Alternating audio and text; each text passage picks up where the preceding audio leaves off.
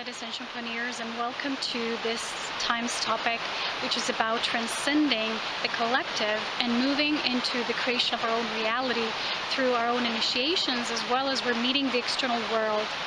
As we all know, on this path of self-mastery, there's this one reality that really is our reality, from which we view all of the other realities and from which we connect to all other realities and other people and different situations and whatnot.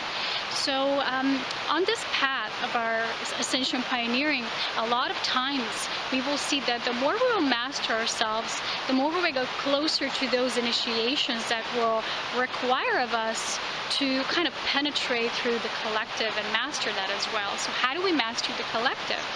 As we all know, the more we master our own inner reality, we really start to live in this magical world that is our inner union with Source. So this is how we actually connect to all other realities, is by being firmly anchored and becoming the own divine authority of our own inner reality, through which we then perceive and approach all other realities. I'm going to share one example of the recent communication I've had to show an example of when, even though we master our own inner reality, how are we then triggered into really holding that space of our divine authority so that others don't govern our own authority, or they become our voice of authority, or they try to manipulate us with their own ideas of realities that they're building for themselves.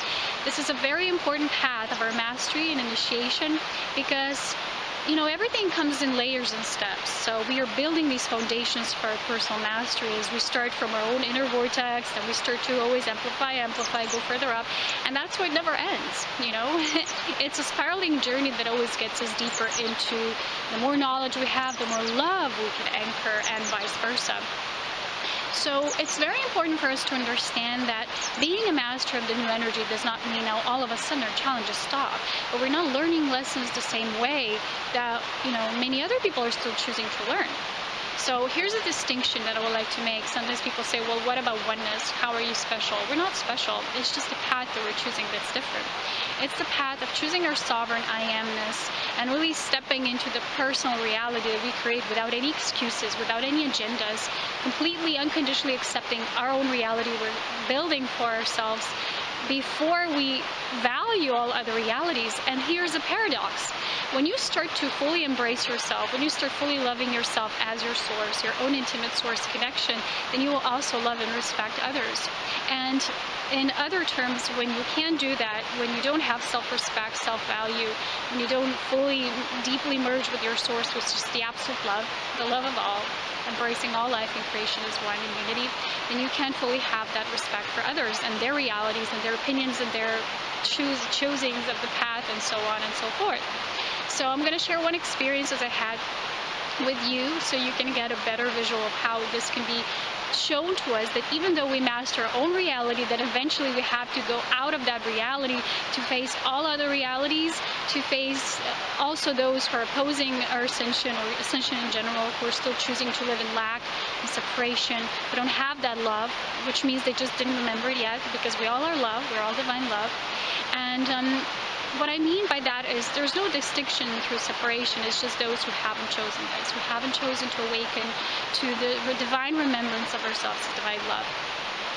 So yesterday I was hiking in the beautiful mountains, and there was just sunbathing there, receiving those beautiful solar codes, because the sun is the direct imitation of the grand central sun and the light codes that come through our own sun. And sun is not to be feared from or feared of. So when I'm spending these moments in solitude and quiet, that I'm usually just having that inner merging with myself and asking Spirit, what's next? What am I to share next? And then Spirit usually just guides me in these life situations, or certain things happen. Then I'm like, okay, now that's what's happening. And I was receiving this guidance for a while now that it's action, time to make a choice. Stand in your own divine authority, become your own divine authority. What does this mean? It's easy for us to be completely isolated in our inner union. It's very safe in the bubble. It's very comfortable in the bubble. We can master our bubble in this degree. But then we will eventually, we will take our bubble up for a ride. Let's say we go, okay, I'm just choosing to go a little further out each time. And each time we're getting a little bit of our comfort zone, which means we're staying in our own ascension. We're staying in this reality, but we're also seeing the reality of the collective, of what others are choosing, and without affecting us, still being just in coexistence with it, without needing to choose that. Because a lot of times people who don't have true compassion yet, who don't understand what unconditional means, they think everybody now needs to embrace the same truth. Everybody needs to be the same path because there's only one path. There's one truth, yes. But that truth knows its source. It has no objectives. It has no agendas. It has no explanations, just is. And that truth is source love. So the thing is that a lot of times people who are not awakened to that degree yet, they will try to coerce us in their truth, in their beliefs, and their opinions, because of course they won't have an intimate experience like we do, so they have nothing to value it from. They don't have any comparison as to how it feels, so they're still clinging on and, you know, gathering their knowledge based on that old, what they have accumulated so far. And there's a lot of this accumulation that really doesn't serve us anymore. And when I talk to some of those people, I've seen that there's a lot of them who are like holding a firm grasp of this old energy and this old base spirituality. It's still very dogmatic, even though they say, wow, it's completely liberating. When you look at what things they're saying, what they believe in, it's still very dogmatic, because it's not based on personal liberation and to really live as an example, embodiment of love in the physical as well. So I've witnessed people who are saying they're against separation and you need to face your shadow and all of that, and still they're feeding more of that separation because they're so against it. They're so not allowing everybody to just live out their path that they need to, because eventually everybody remembers their nature of divine love, and it's all in their own terms. You know, we can't force people. We can't teach the truth. Nobody can give us the truth. It's something we have an intimate experience with, and it's something we can't really describe with words. So I'm going to share some of the experiences.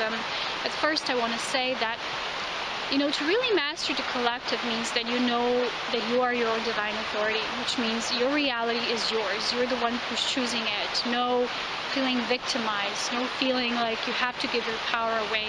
You know what you're choosing for yourself. But then maybe a voice comes, maybe something comes from the outside, or it's the energy of the collective, and you might say, oh, I don't know if I can stay in this because I feel another's energy is so in friction with mine that I can't hold the space anymore. So you either kind of run away from it, or you can't face it, you can't confront it, you don't want to be connected with it. I've shared this with you before, that we can be in that compassionate state without needing to move into those turmoils or dramas of others that they're still choosing to experience, which means we're still choosing to be on that elevated spot, but also having a humanly realistic approach to it. Because a lot of times we say, wow, you know, this person has a beautiful soul, and they're a beautiful soul. We're all a beautiful soul, you know, we're all source being of love. But the question is, how much do we really live out that soul in our human bodies? So it's not separation based when you say to somebody, wow, you also have a beautiful personality, you have an enlightened personality, you're as a person, you're amazing, you're awesome. We're all awesome on the soul level, but not everybody who's here on this planet or having a physical experience will have actions of love, or will just completely embody the love of the Christ in union, which of course is a natural process, and it's nothing to be judged or afraid of or compared with.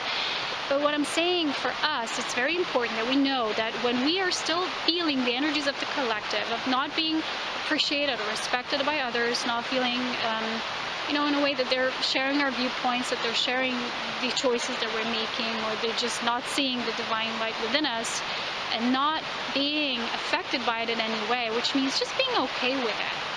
Because recently I was shown this, that to really go through all this unveiling process in our ascension, we eventually have to unveil from the collective as well. It's every master in training, you know, when they mastered their personal field and really stepped into their vortex, eventually knew that this game doesn't end. So okay, now they're so much grown in their energy. They've gathered so much wisdom, so how to now wear this wisdom, you know, on your sleeves, how to really become it, how you walk it, and when you go out into the world, when you meet people who are not always going to be on this path. You know, everybody is, you know what I mean, everybody's source incarnate. But what I'm saying is not everybody will choose to be a physical expression of Christ in union in the physical body. And this is what I'm talking about in terms of physical ascension, is when you really become on all the levels a pure being of Christed light, of love, of divine union.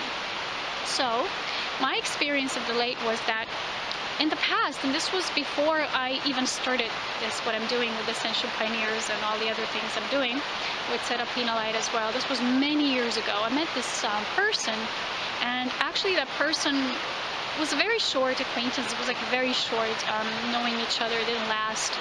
But the person did something that was not very nice. It was very mean and nasty. It wasn't really within love. It wasn't within acts of love, and the person never took responsibility for it, and I had acceptance for it. I didn't feel anything like that because I knew that I also had to meet on my journey people who are like that so I can better master myself. And this is where the catch is for us. It's to understand that every being is helping us on our path of mastery. I had people who really are beautiful companions of mine, and they've said to me, how can people bully you? You know, you're so full of light. Or how can people do this and that? How can they? Can't they see your light? And I said to them, well, they're also helping me in a way, you know? So that's the thing. When we realize that, then we can really live as an enlightened being, because we no longer separate experiences are positive or negative. We understand that every person plays a part in our lives. It's not always seen in the same way. That, you know, which means that what I'm experiencing as a challenge might not be what their person's and their challenges are, but it's still in a way it helps us. So the main lesson for us is, I'm going to share the story in a bit, is to become your own divine authority and your sovereign self means that you no longer think that everything and every person and every circumstance you meet is now your mirror, in terms of it is. Look what I'm saying now, don't get me wrong. But sometimes in this movement in spirituality and spiritual circles, there's this tendency to say, everything's your mirror, do the research, what's it telling you, what's the message?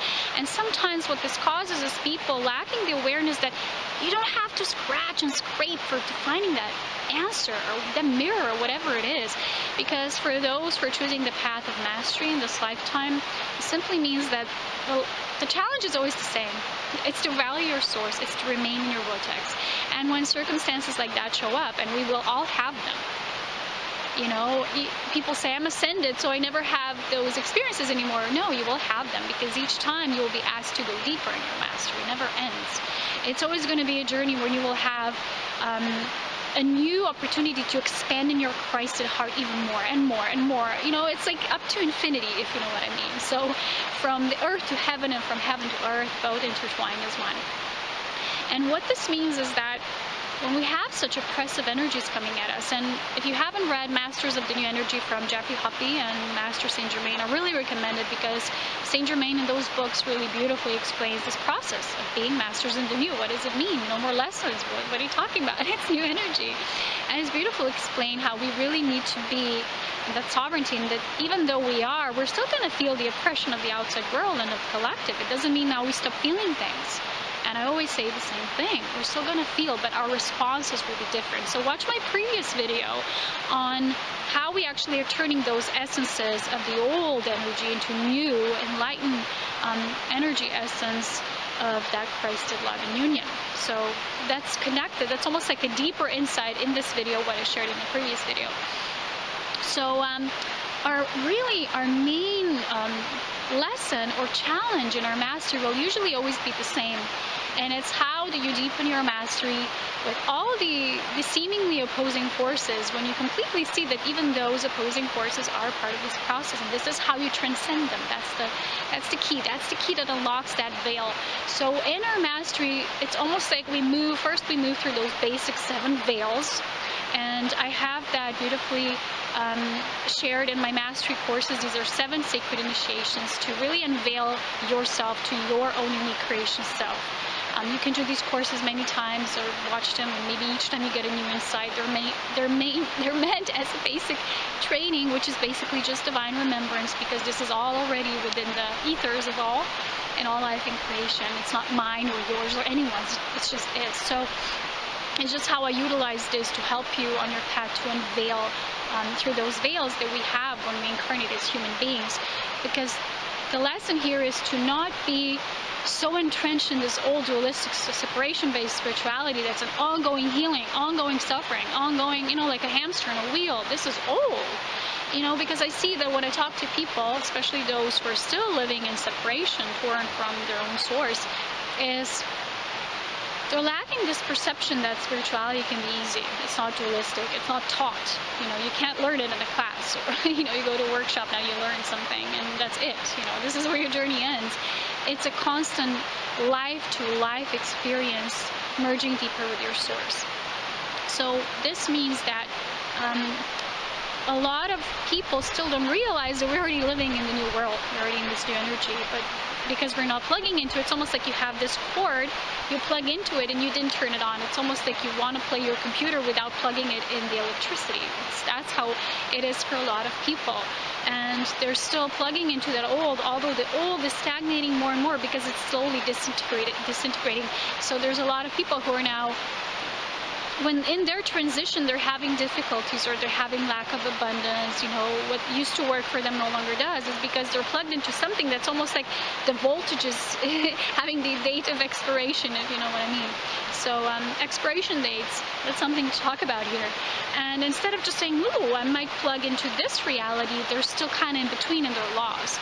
And in their search for where they are now, a lot of times what comes out is a lot of anger, a lot of frustration. And I've had this experience of the late with this person from the past who came back, who almost felt like they wanted to vent out, you know, and put it all on me. And I'm nobody's punching bag. Nobody is. It's not how we're supposed to be.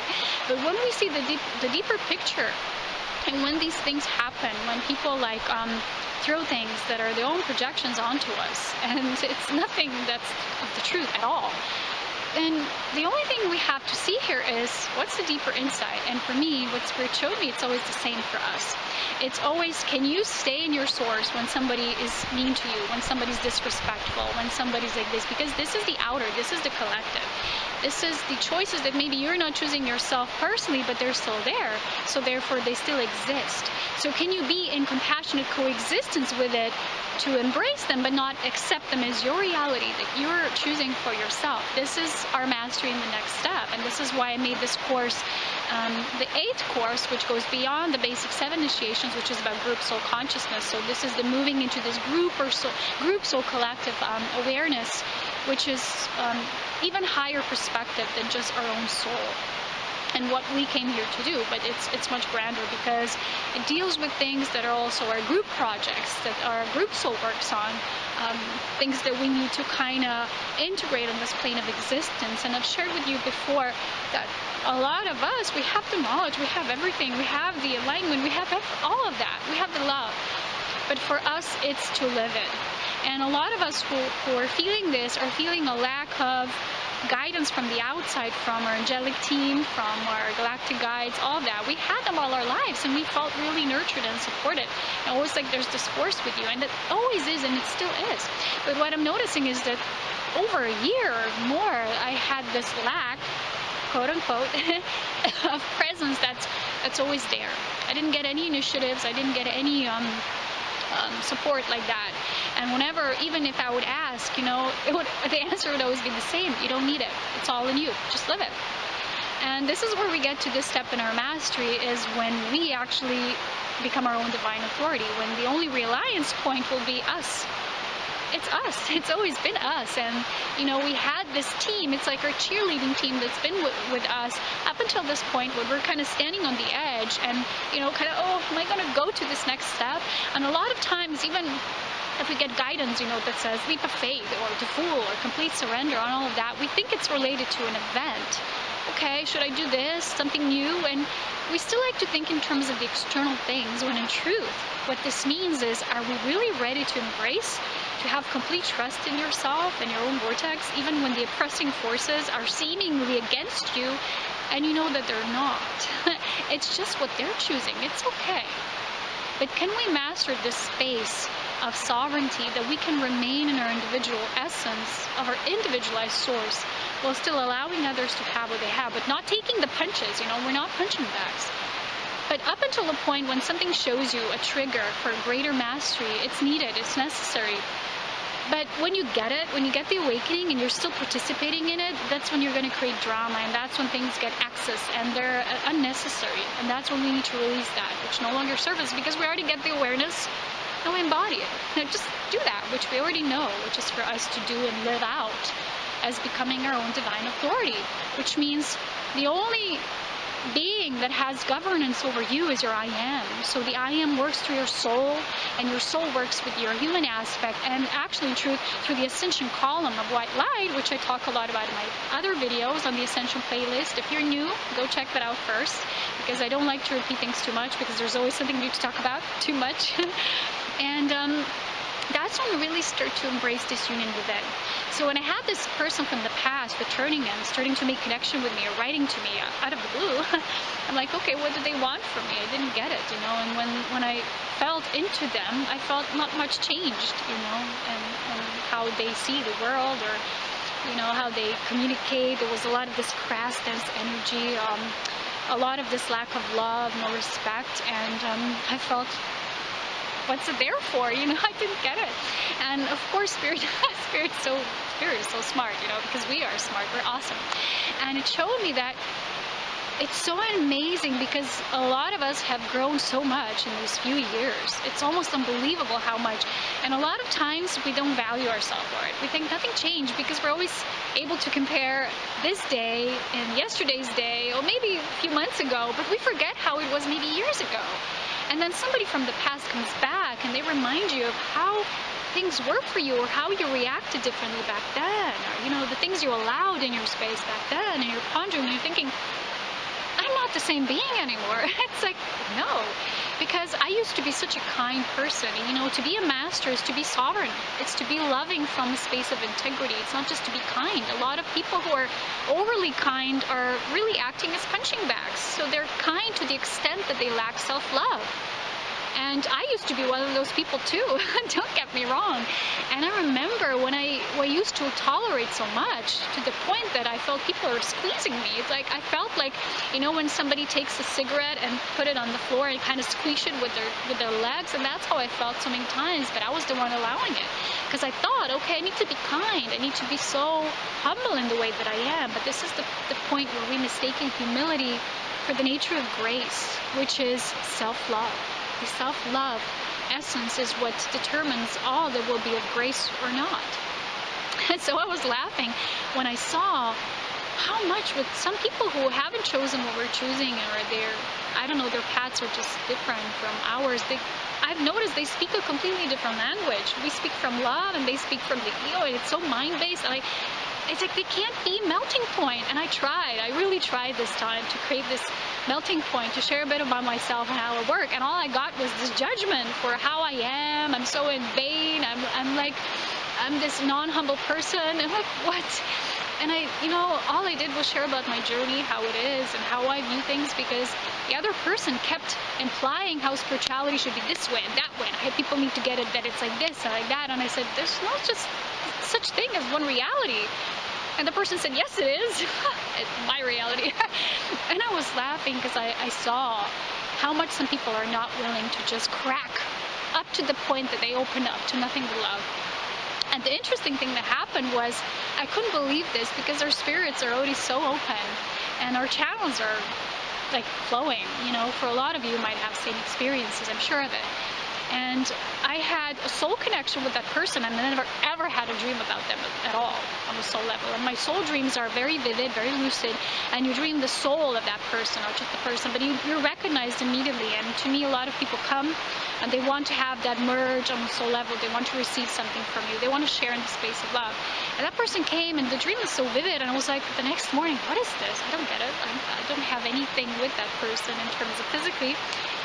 And I was up the mountain, and then Spirit shared with me, well, just watch and observe. And as I came back home, the same second I stepped through the door, the person texts me, via Facebook. I couldn't believe it. I was just like, I have so many of these jaw-dropping experiences lately that I can't believe how everything is real. It's just a confirmation that what we have in dreams is no less real than what we have here. And as I was talking to this person, the whole time they tried to convince me how things are the way they are, but it was what I've seen behind what they're sharing is a lot of cover-ups, a lot of hiding behind these spiritual masks. What's spiritual, what's not spiritual, quote-unquote. And this is so old. For us, those of us who just live our love, it's just old. And all I was saying to the person was like, look, I live love. I live beyond the separation. And he said, I can't even talk to somebody who says they live beyond separation. The person got so angry at me with just me saying that. And I saw that there's a lot of people who are just not willing to embrace that some of us can live in bliss, which means that they themselves are not allowing themselves to live in bliss, which can be, for us, for watching this as compassionate beings, can be hard when we see people who do that to themselves. For me, it's never easy when I see someone who could live love, but they're choosing not to. It's never easy, because you hope, of course, for every being to return to love. And it's interesting that on the soul level, when I have these soul dreams, the beings are usually totally different. Their soul is already like this. But as you see, the physical ascension journey means that we can also become a physical human being who is ensouled, who's rich with the love of the soul. And many times the personality doesn't match what they are in soul. So a lot of people who think they live their authentic self, they don't. They live the ego. And the thing is that the person just kept talking about how all is an ego, ego, and ego. And I told them, I said, but all you see is ego because you come from ego. You can't even see love and recognize it. Even somebody handed to you like a present right there in front of their noses, they couldn't see it because all they see is this veiled, you know, it's almost like you have a diamond, but it's all covered with dirt. You can't see it. And that's all they were saying. And I don't know, at the end of the conversation, it was something so judgmental towards me. I just said, I'm just going to remove myself. I got the message. I'm no longer going to participate in this because it's really not mine. And, you know, it is for us, and our job is to be the role models. It's not to be the saviors or the fixers, you know, those who will come and mend others. It's not our job, because then we stop living our own joy. Because the whole time I was talking to the person, I felt this friction. Like, you say something, the person says, they want to give you that contradiction. It's like this hard push.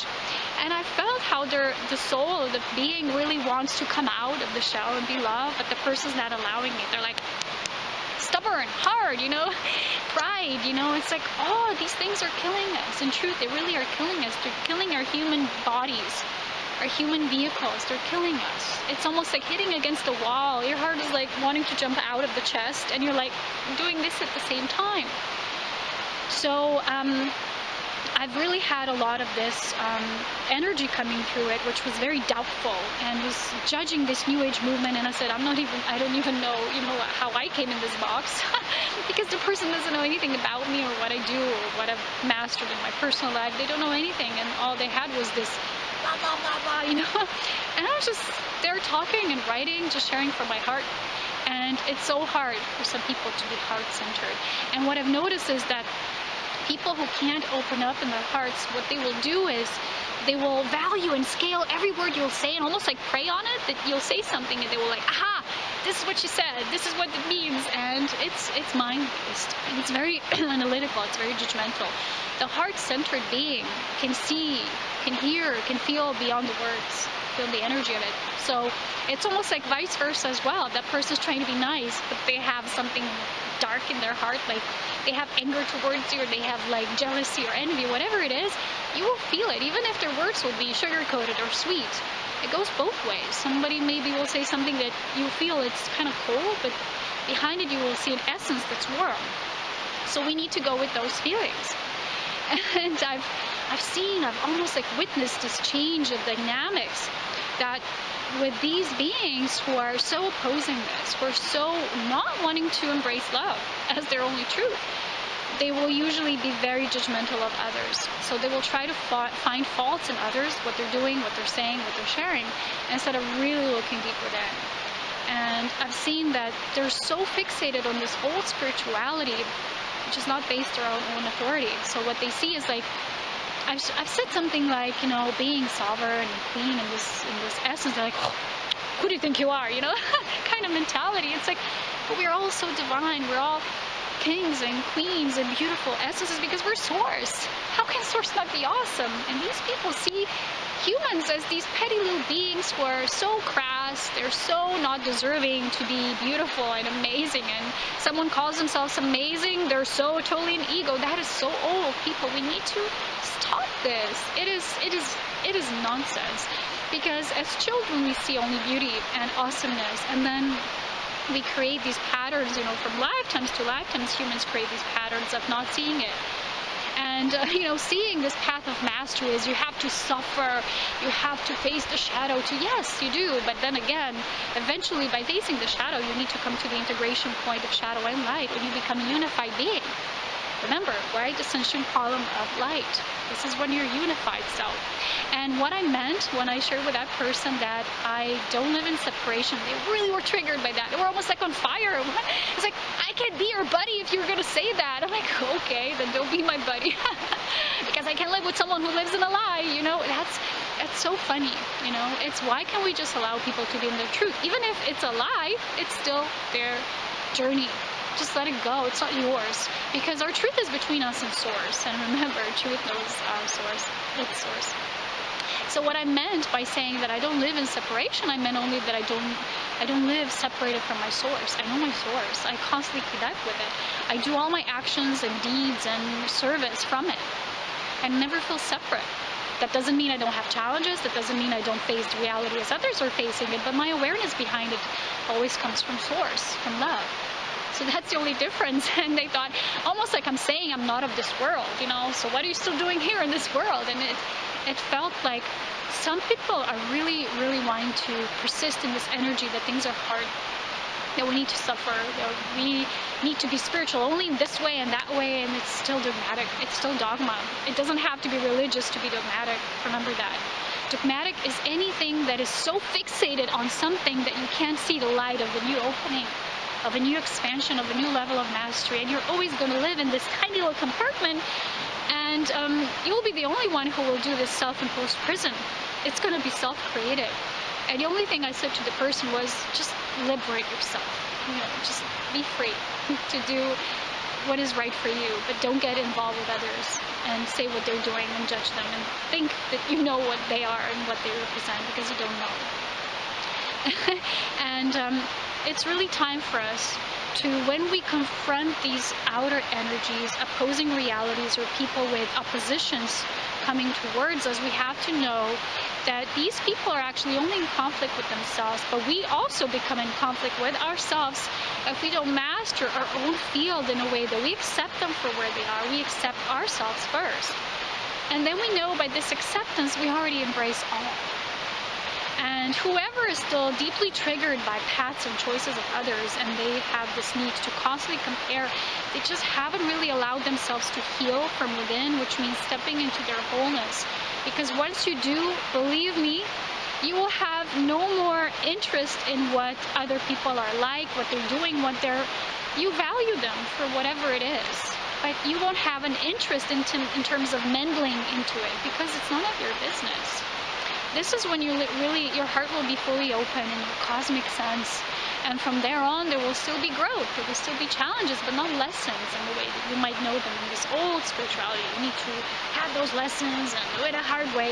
Because all I did was I shared how beautiful my life is and how everything is just why I'm so abundant and supported. And always because I live this way. And obviously the person didn't like that because they don't have a direct experiences with it. So obviously means I'm lying or making things up from the wishy-washy airy fairyland, which, you know, it's rather judgmental if you believe that things that are ethereal can only exist there. But as humans, we're very dense and crass and all of that. Physical ascension means that we actually become as above, so below. So we come into this union of spirit and matter, and this is what physical ascension means. So those of you who are in this path, you know that this is your assignment. To really enlighten your physical temple, to be pure, to be so pure in your heart, you don't know any separation from within you. You still see the oppositions from the outside. You know that there's a collective. You know that there's still maybe hidden agendas, dark agendas, masks. There's a lot of people who hide behind spiritual masks. And this was one of those individuals, because what they honestly shared with me felt like they're just hiding behind all this spirituality instead of just releasing it all. Just saying, forget about these general beliefs about what's spiritual and what's not. Just be yourself. And this keeps us in this prison, self-jail, self-imprisonment. And once we free ourselves, we just really know that the only thing that is true is love, and it's our I amness that connects us with that love. And we're all unified. That doesn't mean we're not individualized as well. We're still unique. We're still unique carriers of the source seed. But we're unified in terms of sharing the journeys of all, our source, experiencing itself through the vehicles that it's us, through the souls, and through the I amness that is our own individualized I am present. So much for today.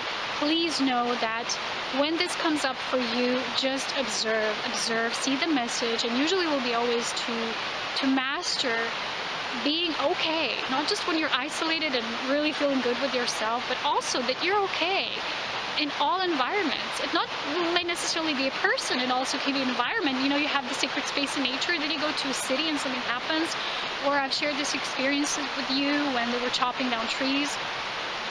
Still feeling okay, still mastering the movement through the collective. Because then this new veil is unveiled when you see beyond the collective. And it's almost like if you imagine the planet Earth and you're zooming further and further out from the planet, you're having a higher perspective of the planet. So this is what we're doing in our ascension.